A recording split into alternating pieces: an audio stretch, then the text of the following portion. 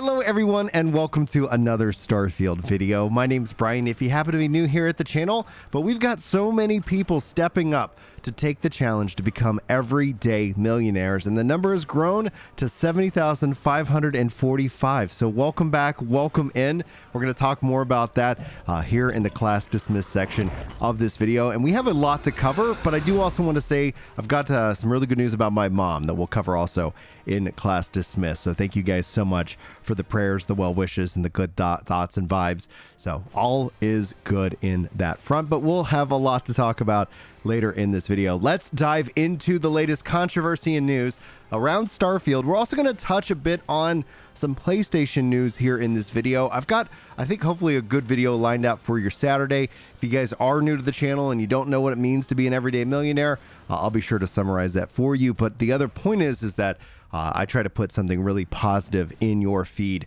at least once a day at all possible. So if you guys are looking for something good, you found it and you're already in the right place. But that doesn't mean that the internet won't internet.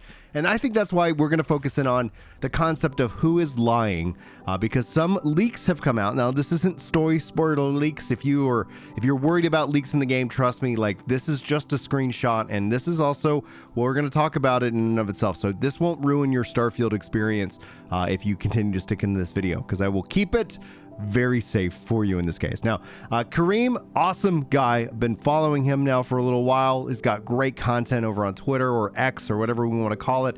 But he says haters of Starfield are now actually attacking Uncle Pete. It's funny that he says uncle. It just kind of made me laugh, saying that he lied about exploring the whole planet. He did not lie. You can explore the entire planet. You have to load it in chunks, which is still more than any other game can do. Find me someone who has walked around the entire circumference of the planet in No Man's Sky and they'll wait. And that actually, there is videos of people who have walked around the planet in No Man's Sky, but it's easy to kind of forget about that. But you see from the tweets that we saw, and we actually covered here on the channel, Pete says that if you want to walk around the whole planet, that you can. But then we're starting to get a screenshot that says, hey, you need to open up the map and do some fast traveling or return to your ship because you've reached the barrier. So my initial speculation when I first saw this, and this is me speculating on it, is that, is this a part of the tutorial or not? And maybe new information has come out since I've collected all this information. So it's very well possible that the game in and of itself kind of loads itself up in zones and then has that logical perspective. But then when you fast travel and travel around, it loads it up in big chunks. It doesn't necessarily destroy my immersion. I wasn't somebody who is planning on walking around the face of the entire planet. And this isn't me also going on and saying that this is excusable, because Pete did say, if you want, walk on Brave Explorer. So I just wonder what that will look like when the game fully releases. But the question being asked here is, did they lie? Now, Pearl rules, there we go. Man, I don't know why I tripped up there. Welcome in, everybody. Wow, this is pretty disappointing. Guess that it is in fact a limit to the planet exploration in Starfield. You have to go back to your ship or fly to another spot, which means procedurally generated in a new area. Honestly, this breaks immersion very badly. But let's actually pull up what they had to say specifically about this, because there's been, again, and we'll talk about the marketing side of things, but let's go ahead and pull up this tweet again from Kareem, and he's got a couple of clips from what they've said. Let's go ahead and let it play. You may be wondering, just how big is this game? So we thought we'd take one last moment and show you.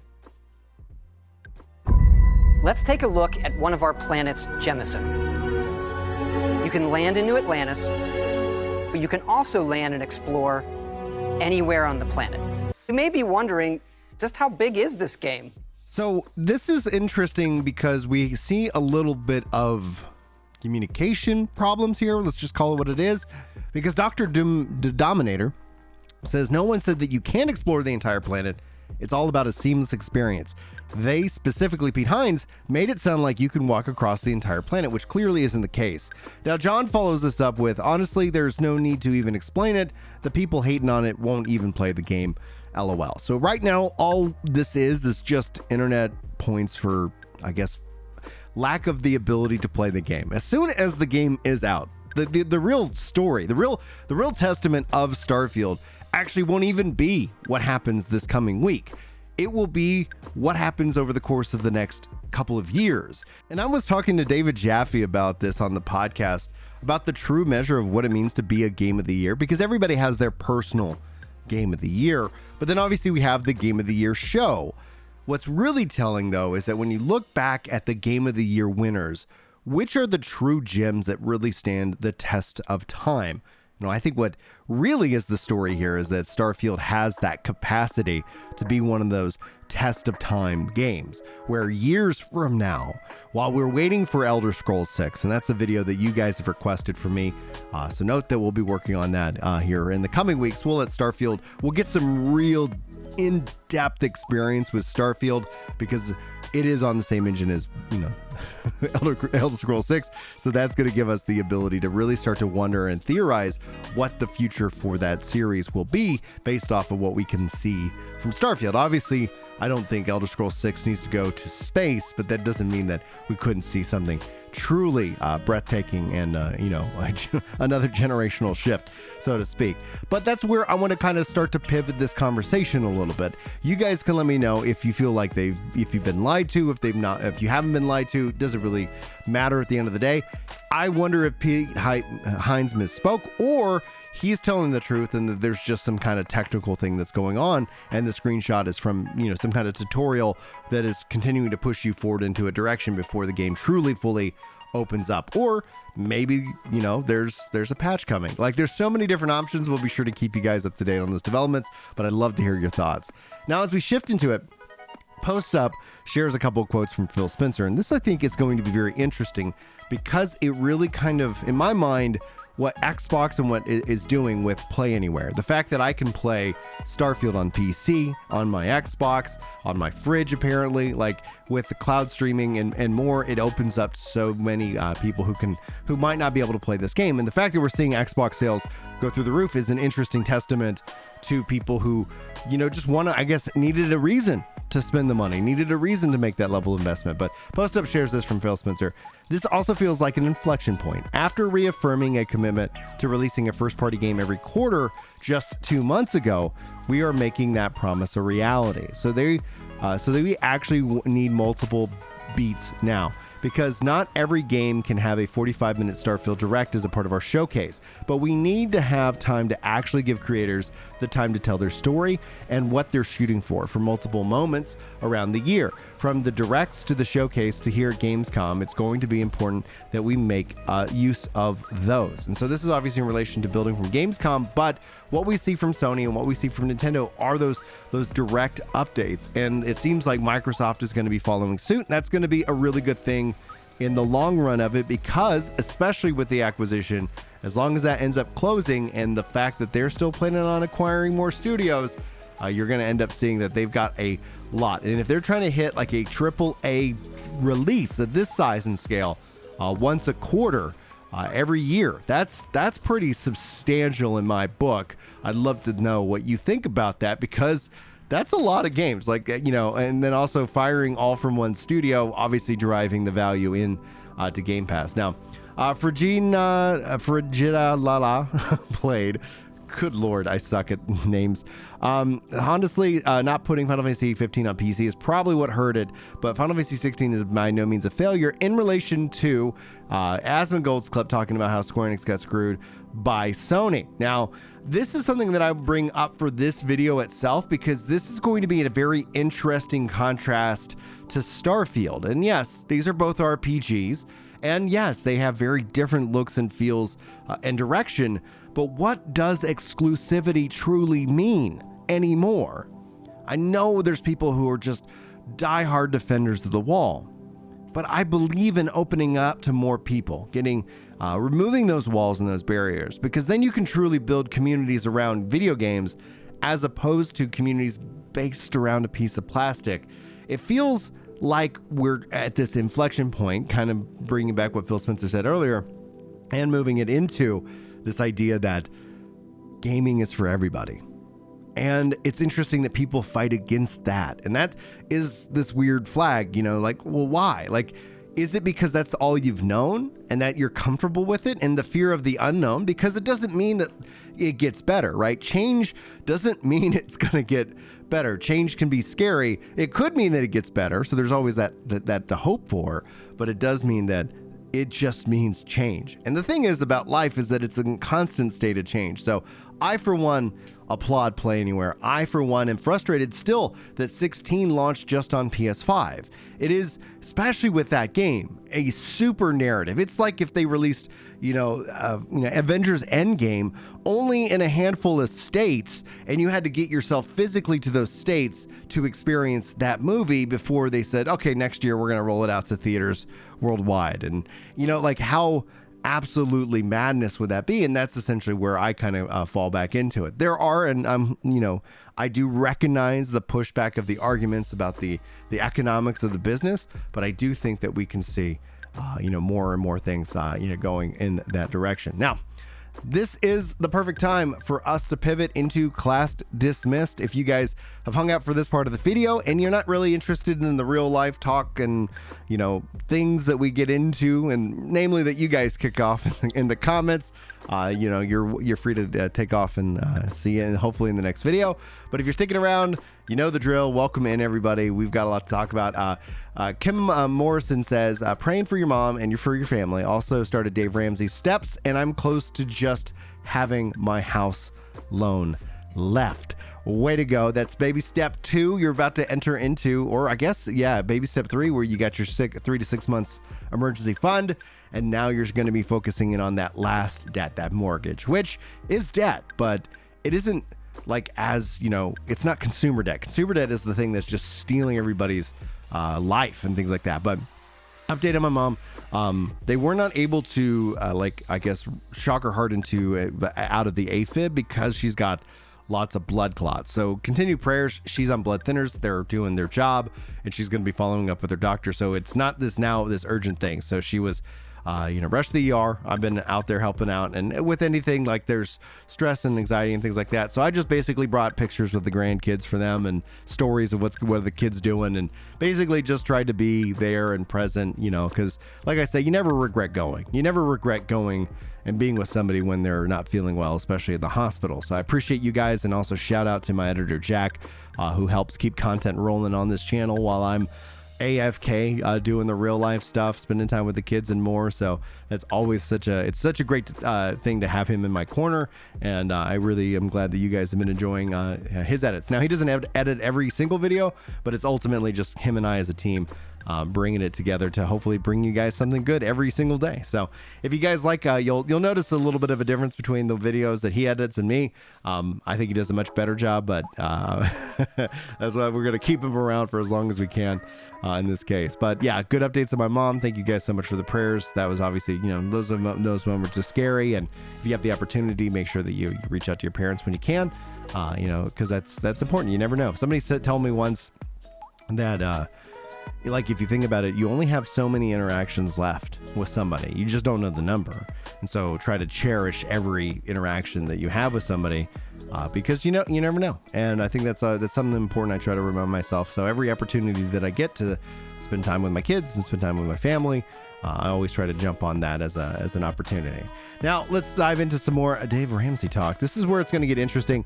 For those of you who want to become an everyday millionaire, the best and fastest way is by getting out of your consumer debt. This isn't necessarily you're going to pay off your mortgage, you're going to pay it off early, but getting out of your consumer debt, because what it does is it actually changes your habits. There's so many things that when it comes to money that we've been lied to, hook, line, and sinker, to the fact that when I talk about this, and I talk about this with my friends, I talk about this with everybody, now I'm talking about with you, is that there's sometimes this reaction like, oh, I need this credit card.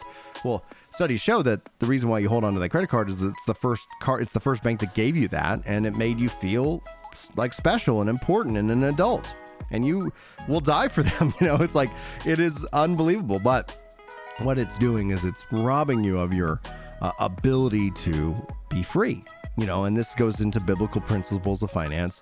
The borrower is slave to the lender, and this is like a real thing. And the air tastes sweeter, the grass is greener, the things, when you own the things, there's a whole other level to it. And this is stuff I get pushback from financial people all the time. And I've continued to do what I've been following the Dave Ramsey plan, and it continues to pay out, and it continues to produce fruit and results where They will call me up when the market's down and try to coax me out like, oh, you don't need to do whatever. It's like, I'm fine. I don't have to sell. The people who lose their shirt whenever they're investing and things like that are the people who are over leveraged and thus they have to sell. I can let the market be down. I can let the market be up. It doesn't matter. I just continue to invest and invest and invest. And that is the reason my why is, like, my daughter's sitting over here in the corner reading a book. I like to hang out with them while I'm recording and talking to y'all.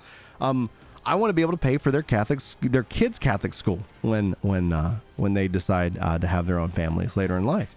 That's my why. I would like to be able to have that level, of success that isn't going to be a financial burden to them, and it's not going to be a burden on me. That's why I say no to myself. That's why my truck is as old as it is. It doesn't even have Bluetooth.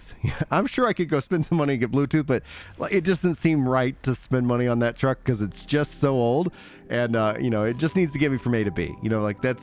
That's where we are in life. And at some point, maybe I'll have a new vehicle, right? Like at some point, there's nothing wrong with having nice things in this life, but I'm just in a habit. I'm in a practice of trying to say no to myself as much as possible. But Doc Wiz says, I don't buy into Dave Ramsey. Yes, it's nice to pay off debt, but most people are going to go back into debt because they can't afford food and the like as it gets more and more expensive. Dave Ramsey is wrong. If you sacrifice yesterday today, and you will still be screwed because there is no guarantee for tomorrow. Like what if you saved up $1 million and then hyperinflation comes in, which is extremely likely over the next 2 years, and the dollar is worth nothing. All that holding back and sacrifice for what? Nothing. That's what. Unfortunately, this guy's going to die on the Walmart floor. If you have $1 million, then yes, with inflation, that $1 million is not going to have the buying power that it does, but you still got $1 million. Also, the argument that they're making truly is might as well be in debt, stay in debt, and be killed by debt. Because you still aren't going to be able to afford the food that it goes up in price. And in fact, it's going to cause so much more stress. We're talking health issues here, people. If you're in your 20s, I have a wide range of age ranges here at the channel. I see the stats all the time. It's really quite interesting. But if you're in your 20s, there's nothing that's really going to make you feel bad. You can stay up late. You can drink as much as you want. You can do these things, and your body's not going to fight you. As you get older, all of a sudden, the things that you thought were normal, which aren't normal, you're like, well, there's a real big price to it. And that's essentially the bill will come due. The check will come due, and it will come due all when everything goes wrong. I shared the story about how we paid off $100,000. Well, we paid off $70,000. We started actually saving up that emergency fund, and then we got hit with a $35,000, emergency. That was going to happen whether we were in debt, and it made it so much easier that I didn't have all these other bills to pay. It allowed me to get the thing done. And that's the reality. Like, there is hope. There are good times ahead of us, right? But there's also times where we will sacrifice and we will bleed, and it will suck for all of us. Those times are guaranteed too, just as the good times. It's easy for us to get lulled into a sense of false security when times are good, and when times are bad, it's easy to see the doomers come out and try to steal your hope and drag you down into their level. And the point is that I want to instill you with the grace of joy. Joy isn't super excited. Like, if you guys saw the video where I got really excited about Final Fantasy coming to Xbox, like, that's me being happy, but I'm always joyful. Joyful is this calm, steady, just peace and happiness with life. And yes, there's highs and there's lows. There's times to be good and there's time to feel happy and sad. And the happy and sad will be this wave that will go up and down like the tide. But joy is the beach that stays there and still continues to persist and gives you that sense of security. And so that's where, to Doc in this case, I hope, and the unfortunate thing for Doc's point here is that he will have to get hit so hard before, when he's going to look up and realize, he's just trying to either justify or he just doesn't know. So pray for Doc if you're the praying type. Hope and thoughts for Doc if you're not. That's going to be the important thing. But yes, and in that, okay, so yes, things are going up in price. When we have six, me and my wife have 6 kids. Like, this, it is not a cheap endeavor.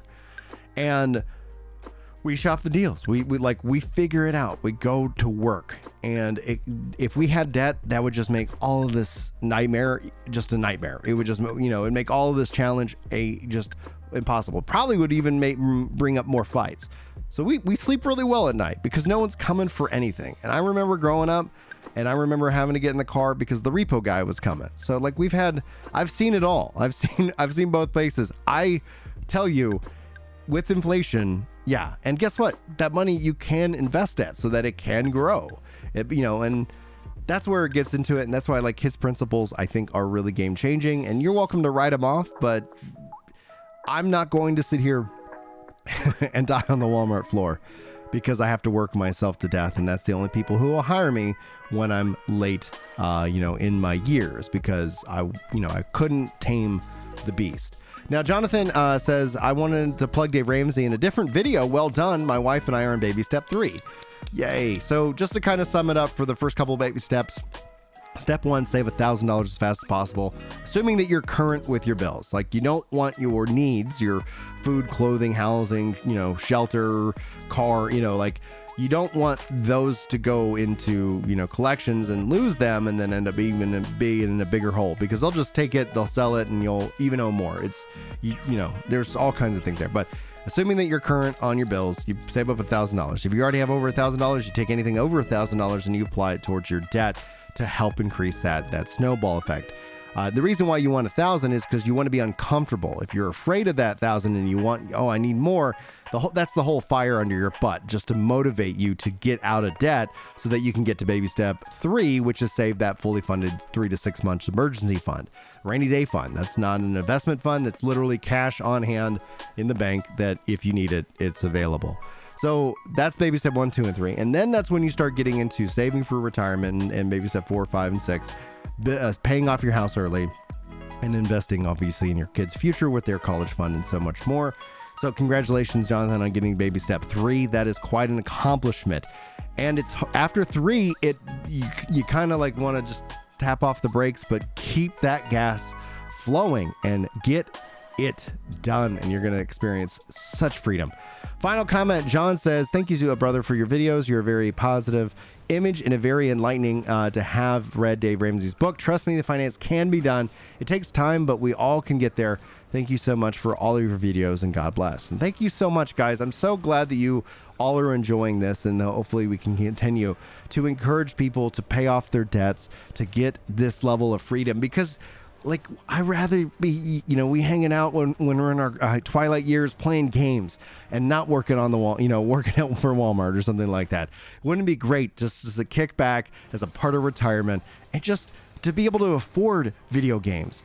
And that's why I think when it comes down to it, one of the things that I want to just continue to hit this message home for gamers is that games are great. I like video games. But you start to think about the investment in it. Like at some point, can you say like, you know what, I'm going to only maybe pick up a handful of games this year rather than every video game this year. And then with no debt, you can start taking that difference and start investing it. And eventually your investments will pay for your video games. And that's just something I think would be a beautiful, beautiful thing for us all to experience. Anyway, guys, that's it for this video. Thank you so much for hanging out with me. I hope that you enjoyed. Hopefully I will see you in the next video. But until then, take care.